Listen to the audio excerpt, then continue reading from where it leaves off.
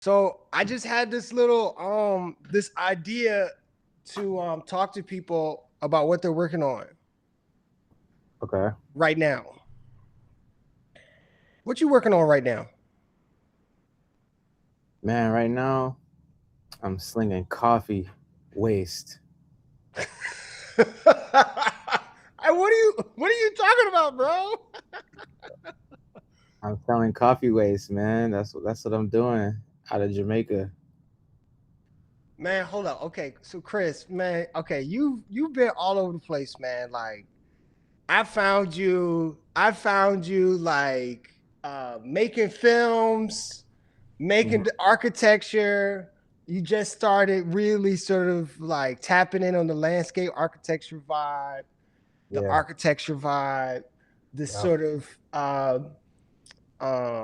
curating art experiences, art galleries, and the thing that I've always really been impressed with you about, Chris, is just your audacity, as like you like to say. Like you always have this audacity to sort of like tap in on anyone that you want to. And there was some moves that you made when you, and I don't want to say anything's names because I don't want to make you uncomfortable, but when you went to a couple of like architectural agencies and you were just like talking to the leaders of this organization, you just like, man, I'm just gonna go straight to the top. Like Right. that's that audacity of that. Like how were you? How I need. Part of the reason for me doing this is because I'm trying to like learn from my peers and learn from the people that I admire. And Yeah. like, how do you do that? How do you just have the bravery to do that? To just hit up anybody like that? Now that's a good question. Um, the first natural answer is God, but yeah, But I think my mom, I mean, from an early age, my mom has always showed me that that you could like take it to the highest levels possible in education. Like growing up with a mom that went to Harvard is kind of like an annoying thing because they want you to get straight A's and stuff, but it kind of sets the standard of excellence really high. And so, like when I look back at it, I feel like I've always been shown that I could just do whatever I want. Mm, mm. Yeah, and you got that vibe. You walk with that vibe. So, and you kind of tap in on anything that you want to. And so right now, when you saying that you're tapping in on slinging beans, I just had to pause. I had to pause and give some context to Yeah, your energy, your life for a makes second. sense. Because okay, so what are you actually talking about? I think you and I had a conversation about this a little bit. So I think I know a little bit, but tell me about what you're doing. Tell me what your project. Okay, so yeah, I said I'm selling coffee waste, and that's very true. So in Jamaica, one of the cash crops is the coffee plant, and this is something that is grown in the Blue Mountain region of Jamaica. We're talking about 4,000 feet up. It's a luxury. It's exported to Japan. 80% of what's grown is exported to Japan and sold over there for about $30 a cup. Not a pound, a cup. thirty And so dollars a cup? $30 a cup. This Whoa. this is considered the champagne of coffee. And so I've been going back to Jamaica to visit my uncle's farm in the Blue Mountains and just drinking the coffee, learning about the coffee for over a decade now. And I recently realized this like I got this like crazy coffee tour where they took me to meet all the pickers and the farmers, and I got to just talk to them, and they started telling me about the problems with their work. And they telling me that the there's two big problems. One, the pickers, they don't get paid that much. And the second problem is the waste that comes from the coffee cherry pulping process. And what this means is if you've never seen coffee before, coffee comes on a plant, it's a red cherry. It looks like Mm. It looks like a cranberry or something. Mm-hmm. And to get it to that black roast that you like to enjoy in the morning from your third wave coffee shop, ground, it has to go through a couple steps. One of the steps is peeling that red skin off, and that skin gets discarded and put in a pile that no one in Jamaica knows how to get rid of. What happens is it turns into this black sludge over a course of 3 to 4 days, and it it doesn't naturally decompose because of there's a chemical in it that is toxic for the rest of the landscape that will destroy all your crops. And so what they do is they either burn it, which is bad for the environment, or they throw it in a big pit and it just sits there and it turns into this nasty sludge you've never seen. So there's endless amount of this waste in Jamaica. And so I started thinking about how could we look at this waste and essentially this byproduct of coffee and get the pickers to even and the small farmers to sell that waste to someone like myself who could convert that waste into materials. Let's say biomaterials like bioplastics, like a plastic bag, right? Or a 3D printing filament, right? That could also make products that people need in Jamaica. So you kind of start to look at how could you make a zero waste coffee in that region, which also isn't done today. And then also creating a new way for the pickers to make more money by taking the coffee waste, drying it, which has to be done in order for us to convert it into different materials. And it kind of takes this waste and turns it into um, something that can be sold. A And new industry. it's a whole new industry. Yeah. And so we have a few different tests going right now, and so we're like making these small batches of coffee, and we're selling it um, to kind of spread awareness around the waste in Jamaica in general. And as we're doing that, we're just testing in the lab right now uh, how we could kind of what we could do with this waste. How you get into that? What brought you there? um, just if anyone's interested, we have 28 bags of that good stuff. This was roasted March 12th. Ooh. We call it Ital coffee. Wait, this is your coffee? This is it. Yeah, this is the first. There's 28 bags of this first sample that we've taken into the lab, the skin and the Mhm. waste, and we are selling these small 100-gram bags from that first. They call it a micro lot. I'm learning a lot about this. Yeah. Wait, how do we get the micro lot? You can email Chris at italcoffee.co and we will send you the details. Wait, how you spell it? There's two F's in coffee, right? Yeah, .co. .co. Yeah, Chris at italcoffee.co. Did I get it right? that's actually perfect.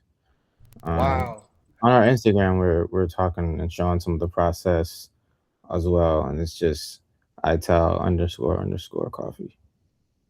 Okay.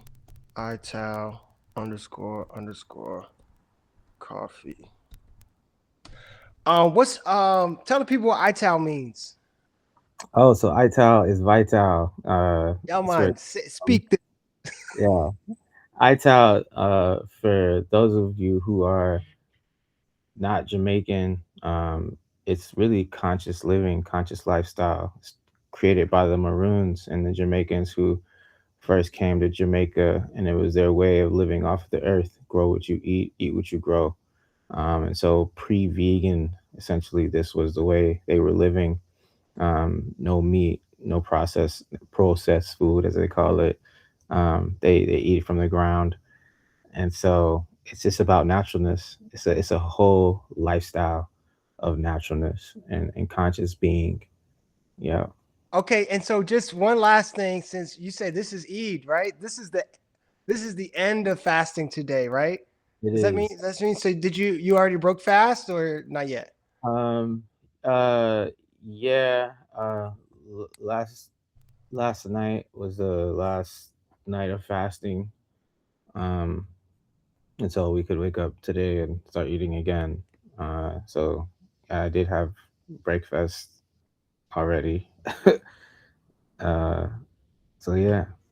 So you're also not only are you working on this coffee project, but it seems like you're also working on some. I mean, if you're practicing, you're doing the fasting, like then there's something internal you're working on as well. What's that? What's that about? Like what you working on in that with that spiritual vibe? Um, it's even Ital is spiritual, like, and even like it's all connected. Like, right, like I told you, I'm selling coffee waste. Like that's a what I describe as a landscape architecture problem, actually. Um, and so through my awareness being heightened, practicing, landscape architecture, thinking about the economic issues of a place that's near and dear to my heart where I visit, and the products that come from that place, and thinking about the agriculture, and how you can start to create identify problems and create new solutions. Uh yeah it's connected from a spiritual place as well. um just conscious thinking, like, about people and what they're going through. So it's just ingrained. There's nothing extra, but the baseline for how I'm thinking about practice and just work and living is like it is spiritual. You know what I mean? My whole practice is spiritual. My whole being is spiritual. That's why I do what I do, not the other way around. Mm. It's just it's a they call it in Jamaica, they call it an inborn thing. It has it inborn. It inborn. Yeah, man. Hey, Inborn thing. man, like Chris, you're so inspiring to me. Um, I am sort of curious if there are other people in the world, me, Mhm. that wants to sort of connect their spiritual living to their sort of like work living. Like, what do you got to say to them? Man, I'm no guru, but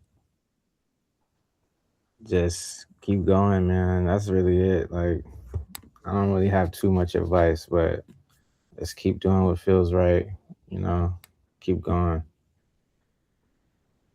Yeah. Well, thank you for that. Wait, one more. Actually, one more. I did want to ask about landscape architecture because you mentioned landscape architecture. I'm still trying to get my head wrapped around what that means, and now that you're saying that this sort of like you bring up this the bio what's the word you use, bio material, like as a Bioplastic. yeah, as a sort of as a portion of landscape architecture. Can you explain like what is landscape architecture? Yeah, so essentially, like, landscape architecture um started as something that dealt with grass, gardening, from the sort of British beautification of the world, and has since shifted into something that deals with land systems, systems thinking. So, um, anything from, hey, what kind of park is going to be right here, to who's going to use it and why. Uh, oh, someone's saying, Nia, can the cherry skins be used as a dyeing or coloring agent? Absolutely. They 100% could be used as that. The there's a few different phases of the skins. Like, some people in Colombia actually dry it, and then they grind it up and they turn it into coffee flour, and they bake with it. Even with the poisonous part in there? I thought you said it was poisonous. It's not poisonous. It's only poisonous to the crops. I see. Like, I see. yeah, I see. if it is naturally trying to kind of like decompose into the soil, I see. but it's not, and that's after it decays a few days. But if you just take the skins off and just let them dry, it will turn into like a sorrel, like a dehydrated kind of uh thing, Right. and that like a tea or something, and then you can like some people even like just make it as tea and drink kind of like coffee tea. Interesting. Um, so yeah, thank you, Nia. No, no, you're good. I'm in CR and the coffee industry out here suffers a lot from the same. What is CR? Costa Rica? Costa Rica. Hmm. Oh yeah. No, I mean this is Jamaica is a little place with a huge impact, and so it's always been kind of a prototyping land, and I'm hoping that kicking this off in Jamaica helps us look at these problems globally because everywhere kind of grows coffee, and so we can create some type of system that can be replicated in other places. um, that's best case scenario. That's fly. um, That's really beautiful. So you were saying that it could be used as a flat was used as a flower. Some people, and then she was asking if you could use as a dye. yes, yes, that's definitely when you think about media, and we've thought about this too, uh, taking the coffee waste and not only turning it into biodegradable bags, but pigments and paints that we could give to certain artists who could do an exhibition, um, that could also point back to the problems happening. Also having, a tasting where we're having the beans there and people can taste it, see the art. This is all kind of the type of work we're doing in my practice. We're using media as this like kind of call it transmedia, this media that can kind of go a lot of different places and a lot of resonate with different audiences. So yeah, definitely dyes, coloring agents, paints, pigments. But we're just starting with trying to maybe make a bag right now. That's fly. What color, by the way, does it? Does it come out red? Um, it the dye or what? Yeah, like if you were to like, is it sort of naturally like a reddish kind of? Does it brown a little? It actually, depending on what you do or don't do to it, um, it will turn into this like black sludge. It looks really, really nice. Like looks kind of like coffee actually. Um, it just gets really, really black. If I could share my screen, I would show it. Oh, actually, Yeah, you do. You can. Please do share. okay, yeah. Let me see if I can share my screen real quick. I might be fresh. Okay. All right. Sharing screen.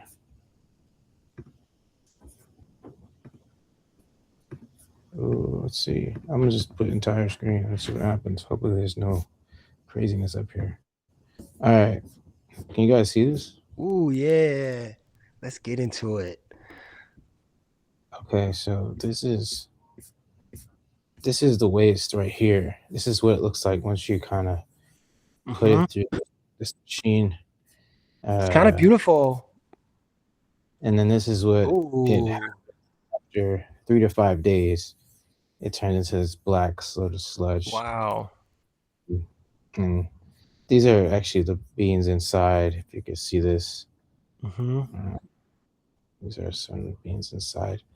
And yeah, so that's it. I'll stop sharing now. But Oh man, man, what else you got in there? Oh man, oh, that's that was just that was really just like something that a document that we sort of have for different partners we want to explain the project to and things like that. Um, but okay. yeah, man. Man, that man. Man, that's really great, man. Man, I knew you were the right person to call for this. I was hoping for a show and tell, like to get some show and tell, and that's actually was really the intention is to do some show and tell. I really just wanted to kind of kick it with you, but you brought us there, of course, because you Yes, always sir. get the assignment. Yes, sir. Nah, thanks for having me. I don't get the opportunity to do this type of thing a lot on camera. Uh, Usually having these backdoor conversations in real life, so it's kind of nice. Yeah. Yeah, well, man, again, like I said, man, I'm super inspired by you. I'm super inspired by man, you just kind of put the things together. Like, hey, even this Ital coffee, like you just kind of like pull it together and make it happen. And like, I don't know, like you kind of gave me an answer like, yo, just believe in yourself. But I'm still just like mystified on how, and every day I'm sort of just like learning how to do that. And like right now I think that we've talked about this, or maybe we haven't actually, but I've really kind of changed my studio practice to focus on like how I'm addressing the public art. um Mm-hmm. Mm-hmm. and I'm centering what the expressions of of our world is in the public art space. And at first I started my work in the studios really focusing like just creating these small intimate things that are sort of interesting to me. But as my practice grows more and more, I feel less interested in to sort of take on the typical role of an artist to sort of make these personal expressions, and Mm-hmm. really to go back to my days as a creative director working in agency life, but to make, instead of making brands like Nike and Google my clients, I want to make the people my client. I want to make the community my client. Like, what happens when I begin to tell the stories of the community? And even just hearing what you're doing with the coffee really inspires me, because like I'm just like, yeah, like man, like that's like a perfect example of like finding ways uh, to contextualize like what's happening in our earth, and what's happening in our natural resources, in our landscape, is a part of that. So um, but sorry, I'm getting sidetracked. My point was that part of me kind of working in the public sphere is actually going and talking to people in the public to say, hey, can I do something in your public place? Mm-hmm. Mm-hmm.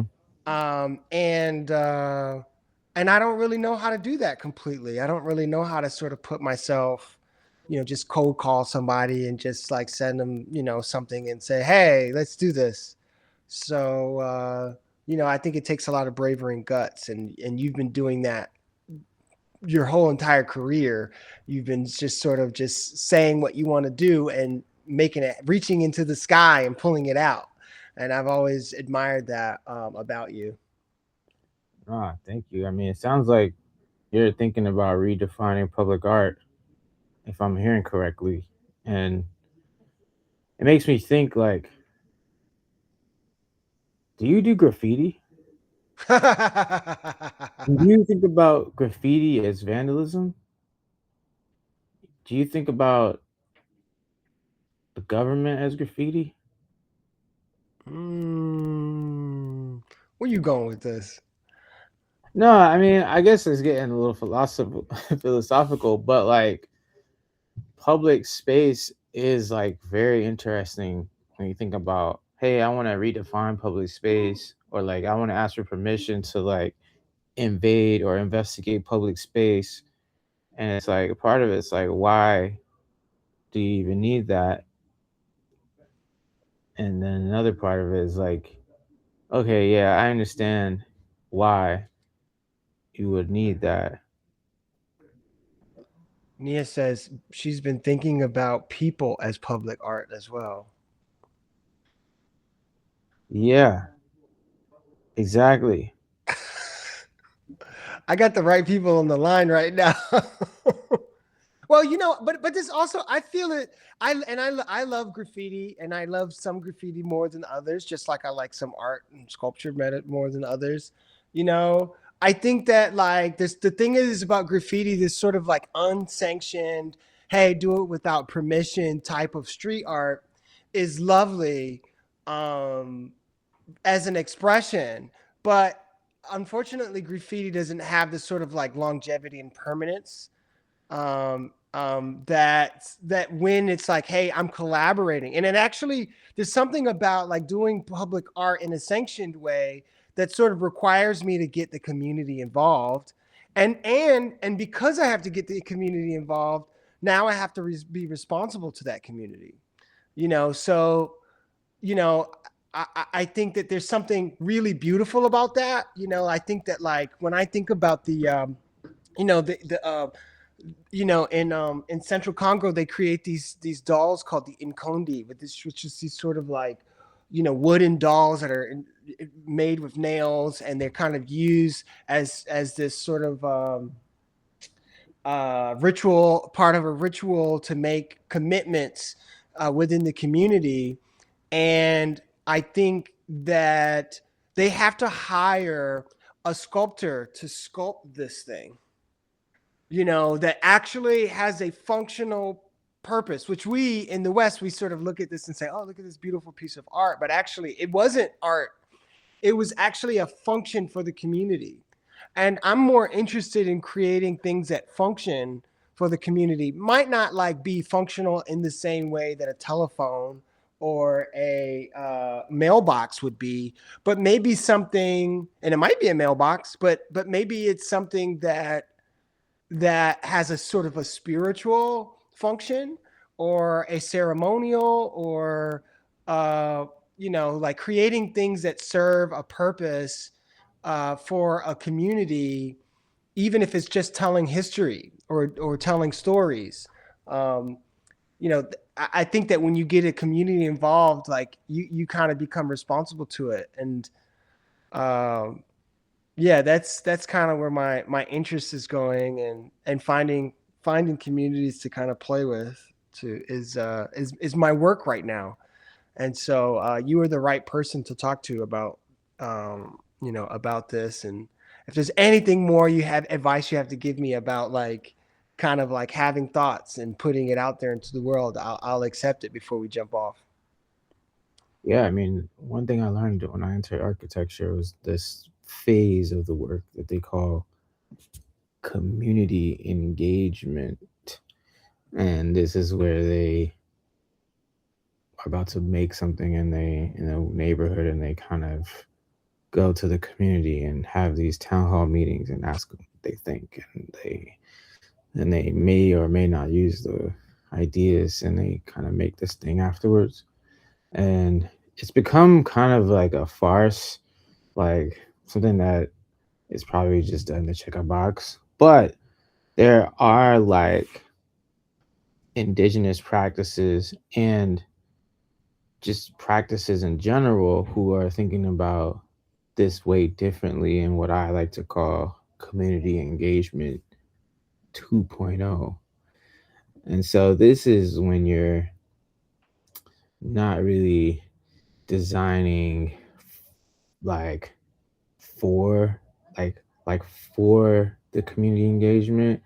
It's like with, and the community, it the belief is that the community actually knows what to do, and you should just kind of get out the way and let them do it. And so if you're building a skate park in the Bronx and you're the architecture firm hired to do this, community engagement 2.0 says, hey, go and hire the Bronx skate team collective and bring them onto the design team and have them kind of show you guys what to do. Have them actually just design it, and assist them with whatever they need from you versus the other way around.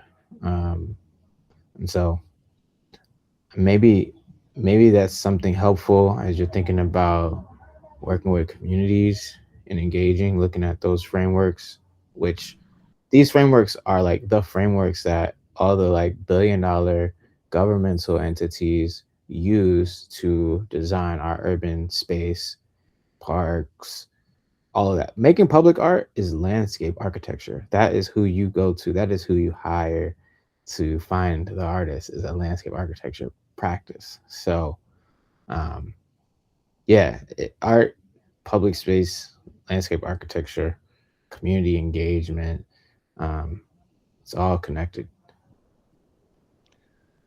Yo, I didn't know that. I gotta Me add it to neither. my list of Me people I need neither. to reach out That's to. that's who you hit up. Yeah, that's Landscape what it architects are my people. Okay, I didn't know that. for sure. Yeah. Christopher Latouche, all the way from Brooklyn, New York, You're there. and what No, part of Jamaica you be in? me dep on Garden Pen, Spain, Spain town. Call it Spanish town. You see me? Spanish Town, Me dep on man. Japan.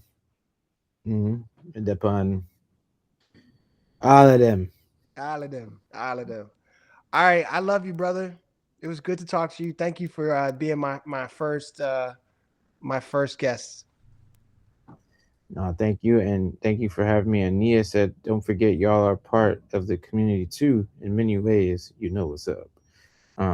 So Yeah. yeah, that's a fact. Don't know who you are, Nia. What you got going Oh, on? Nia is dope. Nia actually was working at the Civic Design Center for a long time. Oh, She is a knitter and a farmer and an all around incredible artist. So I think that Nia might be one of my next people I need to talk to. Actually, I actually did interview her for.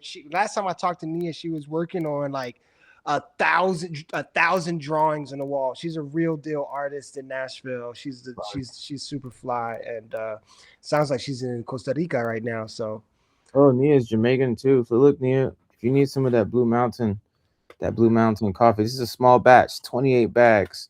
We made 28 bags from this first micro lot, as they call it.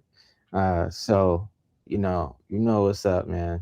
I'm not doing too much advertising for this because this is like it sells itself. But since I'm here and you and get it from italcoffee.co. uh, email me and I will Chris. you the details. All right, bet. I want some of that coffee. All right. Peace. That's it for today. Love you, bro. All right, love you. Have a good one. Blessings, peace, manas, respect. Respect. All right, how do I log off?